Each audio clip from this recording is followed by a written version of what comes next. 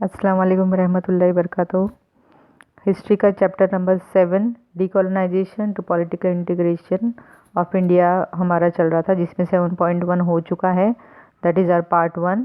अब पार्ट 2 पढ़ेंगे, जिसमें है 7.2 दादरा एंड नगर हवेली। अब दादरा और नगर हवेली के बारे में देखेंगे कि किस तरीके से दादरा और नगर हवेली उन्होंने उसमें आ गए थे और किस तरीके से गवर्नमेंट ने उसको अपने अंडर में ले लिया और वो इंडिया में मिक्सअप हो गया। गुजरात के समंदर के पास एक दमन गंगा है, जो साइड में दादरा और नगर हवेली का थोड़ा सा एक एरिया है, जिसमें नगर हवेली के जो स्टेट था उसमें पोर्तुगीज़ आ गए थे। ये जगह पे गवर्नर था। गवर्नर वहाँ पे गवर्नर के अंडर में ये था एडमिनिस्ट्रेशन पूरा। उसके बाद उसमें 15 अगस्त 1947 के बाद पोर्तुगीज़ ने भारत के हाथ में इसे दे के उनको वापस जाना था। पोर्तुगीज़ का ये एजेंडा, मतलब उनको बोला गया था कि आप जब इंडिपेंडेंस के बाद भारत के ये दे देंगे एडमिनिस्ट्रेशन आपका और आप चले जाएंगे, लेकिन वो वहाँ से नहीं लेके गए। डीकोलोनाइजेशन करना था, लेकिन वो कॉलोनीज़ उनके थे तो वहाँ पे ही वो रह रहे थे। इसलिए वहाँ की जो पब्लिक है, जो वहाँ प्रॉपर के जो लोग रहते थे, उन्होंने इनके अपोज में काम करना शुरू किया। फिर यूनाइटेड फ्रंट ऑफ गोवंस और आज़ाद गोमन दल नाम के दो ग्रुप्स बने जो एक दूसरे को कोऑपरेट कर रहे थे, और उन्होंने पोर्तुगीज़ के बीच में से इन लोगों को निकालने की कोशिश की और उसके लिए उन्होंने एक पूरा प्लान बनाया। 1954 में फ्रांसिस मास्करविल, विमल सरदेसाई और आज़ाद गोमन तक जो था, ये लीडर थे, और ये लीडर ने मिलके बहुत बड़ी एक मूवमेंट की, जिसमें जो काम करने वाले लोग थे वो जो उसमें मूवमेंट में नगर हवेली में ही वो रहते थे, वहीं के ही थे वो। और यूनाइटेड फ्रंट ऑफ गोवंस जो संगठना थी वो दादरा जगह पे थी, और उन्होंने दादरा के ऊपर भी अपना कंट्रोल जमा लिया था। उसके बाद आज़ाद गोमन तक जो था, उसने एक राष्ट्रवादी मुक्ति सेना बनाई जो नारोली, पिंपरिया और सिवलसा जगह पे थी। वो भी उन्होंने अपने अंडर में ले लिए। फिर स्थानिक वहाँ का जो प्रॉपर का पुलिस थाना तो जो था, और वहाँ की गवर्नमेंट की जो जगह थी, उसके ऊपर भी उन्होंने पोर्तुगीज़ों की गवर्नमेंट की जगह के ऊपर हमला किया। उसमें उनको फिर समझ में आया पोर्तुगीज़ सोल्जर्स को कि हमको अभी पीछे हटना चाहिए, यहाँ पे बहुत ज़्यादा लोग अपने अपोज में हो चुके हैं, तो उन्होंने वहाँ पे पीछे हटने का तय कर लिया। पोर्तुगीज़ कैप्टन फिडाल्गो जो थे, उन्होंने उनके अंडर में आ गए, वो ये सब चीज़ें मान गए। और केंद्र सरकार के केजी बदलानी जो थे, और ये अधिकारी थे, ऑफिसर थे गवर्नमेंट के, उन्होंने आगे सब प्रोसेस सीधे से शुरू कर दिया। फिर उसके बाद भारत सरकार के जो उनके कुछ करार बनाए गए थे या उनके कुछ प्रोमिसेस थे, जो दादरा नगर हवेली के तहत उन्होंने कुछ पेपर्स बनाए जो अपने लॉ के हिसाब से बने थे, जिस हिसाब से 2 अगस्त 1954 में भारत सरकार के पास ये दादरा हवेली और जो दादरा और नगर हवेली इनके अंडर में आ गया। इसमें विश्वनाथ लवंदे, राजा भाऊ वाकणकर, सुधीर फड़के, नाना साहेब काजरेकर, निळूभाऊ लिमये, वजंत झांझले इत्यादि जो थे, इतने लोग इसमें इन्वॉल्व थे। इसके बाद 1961 में उन्होंने जो सेंट्रल गवर्नमेंट का ये जगह को, दादरा और नगर हवेली को सेंट्रल गवर्नमेंट की जगह बोल के उसको एक स्टेटस मिल गया, और वो इंडिया के अंडर में आ गया। दादरा नगर हवेली वे given the status of union territorials में ये आ गया। ठीक है, कुछ भी नहीं है, ज़्यादा बड़ा टॉपिक नहीं है, छोटा सा है। दादरा और नगर हवेली के बारे में आपको लिखना है। ये आपको 2 या 3 मार्क के लिए आ सकता है। किस तरीके से ये पोर्तुगीज़ दादरा और नगर हवेली किस तरीके से छोड़े, और इसमें जो मूवमेंट हुए इसमें कौन कौन लोग इन्वॉल्व थे, तो आपको वो स्टोरी के जैसा याद रखना है। ठीक है, उसके बाद हम लोग देखेंगे गोवा।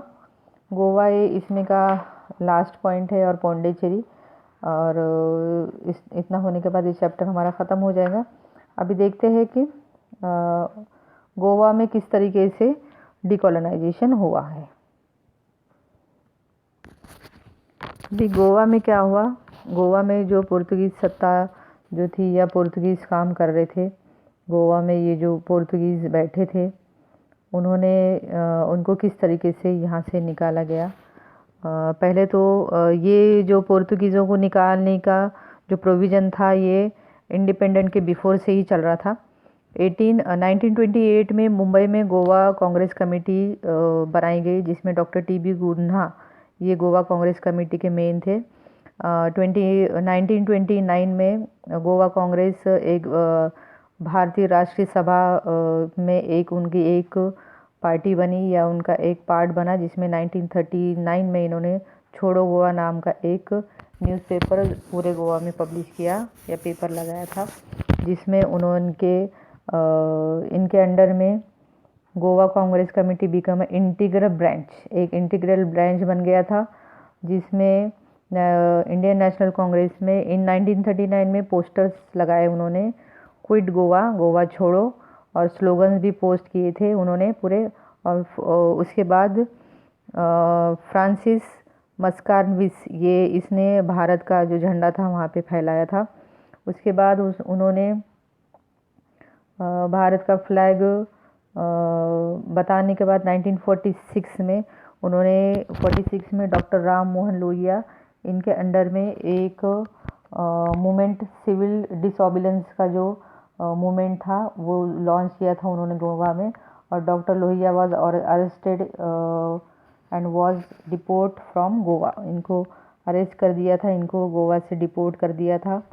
फिर मडगांव यहाँ पे उन्होंने एक मूवमेंट किया था, वो लिया था। इस वजह से भी doctor Cunha, Purushottam Kakodkar, doctor Ram Hegde, doctor P Shirodkar, Gopal Mayekar, ये लोगों को अरेस्ट कर लिया था। डॉक्टर गुन्हा ये 8 साल के लिए अरेस्ट हो गए थे, जेल में गए थे, ये गोवा की जेल में थे।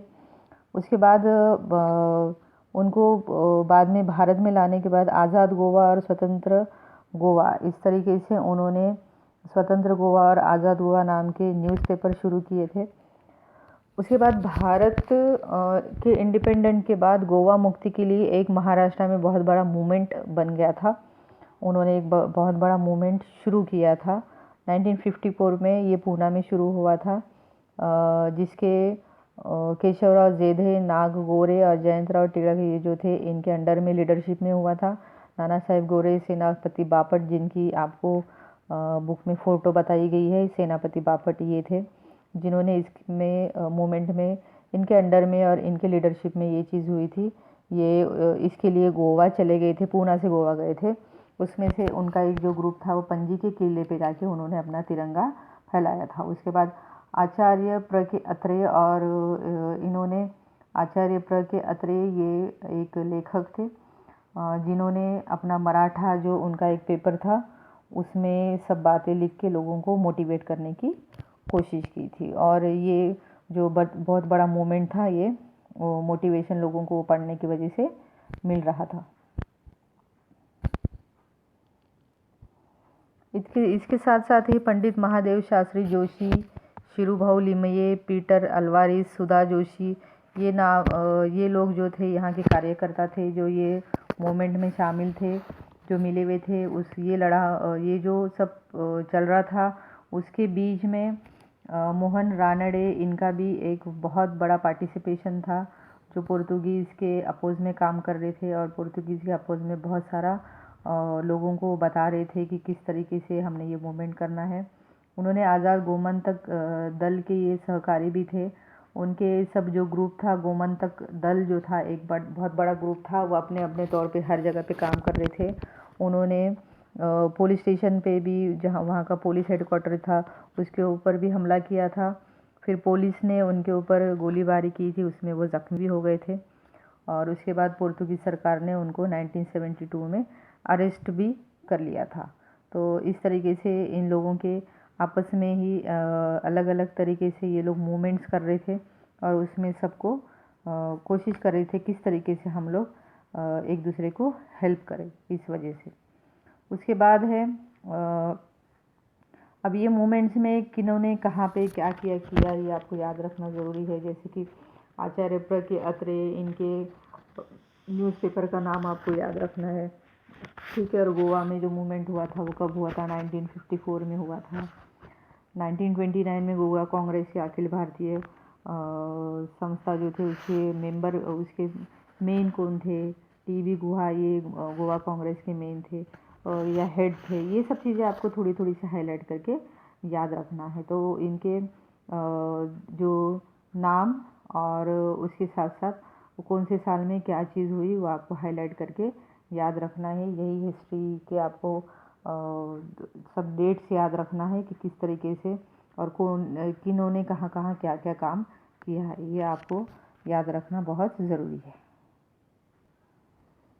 उसके बाद है the strong public sentiments in the matter of Goa liberation moved Pandit Jawaharlal Nehru to act on it. अब पंडित जवाहरलाल नेहरू ने भी सब लोगों की भावनाएं ध्यान में रखे इसमें बहुत बड़ा अपना एक पार्टिसिपेशन दिया था, एक मूवमेंट लिया था जिसमें ऑपरेशन विजय नाम से इन्होंने ऑपरेशन किया था, जिसमें भारतीय जो सोल्जर्स थे गोवा में उतरे थे और गोवा की जनता, वहाँ की जो पब्लिक थी, वहाँ की जो प्रॉपर लोग थे उनको मदद करने के लिए आए थे।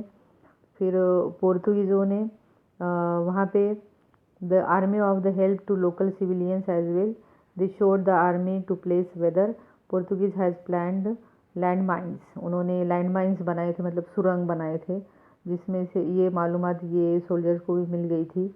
और 48 आवर्स में ये उनके साथ सोल्जर्स ने लड़ने के बाद 48 आवर्स के अंदर में ही पोर्तुगीज़ इनके अंडर में आ गए थे।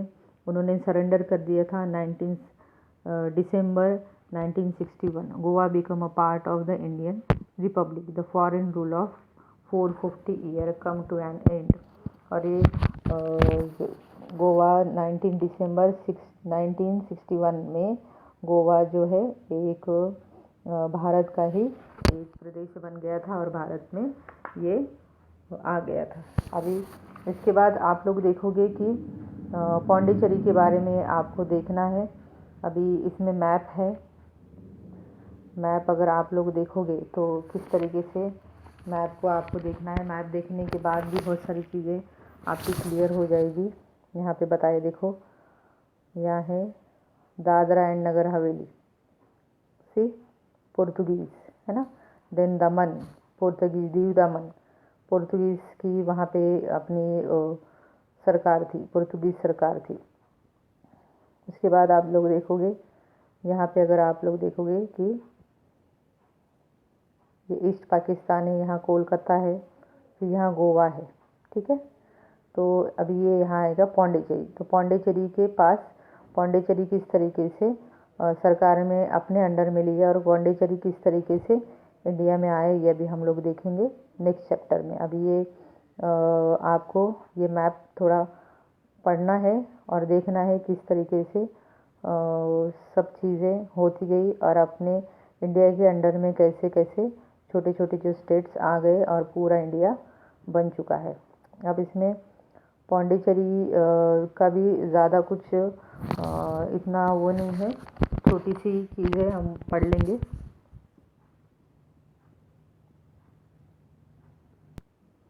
अब पौंडीचेरी की बात चल रही है।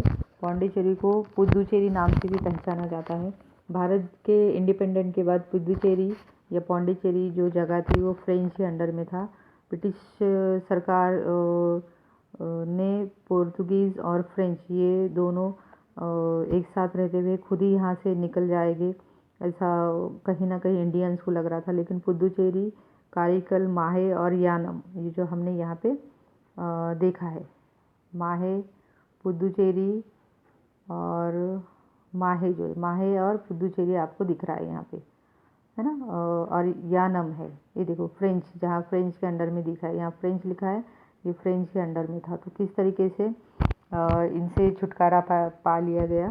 फ्रांस सरकार के अंडर में ये जो स्टेट थे पुदुचेरी, यहाँ के जो लेबर थे या वर्कर थे, उनके जो लीडर थे वी सुवैया, इनके लीडरशिप के अंडर सब लोग जमा हुए और उन्होंने भारत सरकार की तरफ से फ्रांस सरकार को पुदुचेरी भारत को वापस देने के लिए बहुत ज़्यादा प्रेशर डाला और उसके बारे में बात करनी चाहिए। लेकिन 1948 में दोनों सरकार में बातचीत हुई। जून 1948 में दोनों सरकार में बात हुई।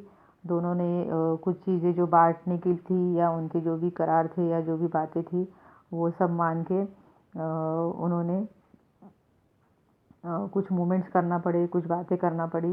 उसके बाद उनको कुछ कार्रवाई करने के बाद उनको ये सब जो प्रॉब्लम्स थे सॉल्व करने के बाद पुदुचेरी उन्होंने उनको दे दिया। और पुदुचेरी उनको मिलने वाला था, पौंडीचेरी मिलने की जो प्रॉब्लम सॉल्व होते हुए दिख रही थी। लेकिन 1949 और 50 में सबके बातचीत करने के बाद चंद्रनगर जो है वो भारत में आ गया। अभी सिर्फ चंद्रनगर भारत में आ गया। चंद्रनगर जो अभी मैंने आपको इसमें मैप में बताया था, देखिए मैप में चंद्रनगर आपको बता देती हूँ। ये है यहाँ पे ऊपर जो फ्रेंच के अंडर में था। चंद्रनगर आपको दिखेगा वो अभी इंडिया में दिख रहा है, ठीक है, जो कोलकाता के पास है, जो चंद्रनगर भी इनको मिल गया है। उसके बाद 13 अक्टूबर 1954 में फ्रांस और भारत सरकार के बीच में कुछ बातचीत हुई। उसके बाद आप लोग देखेंगे later on 13 October 1954 by the bilateral agreement, एक एग्रीमेंट हुआ बिटवीन इंडिया गवर्नमेंट और फ्रेंच गवर्नमेंट के बीच में। The minutes of the merger process of the draft हुए।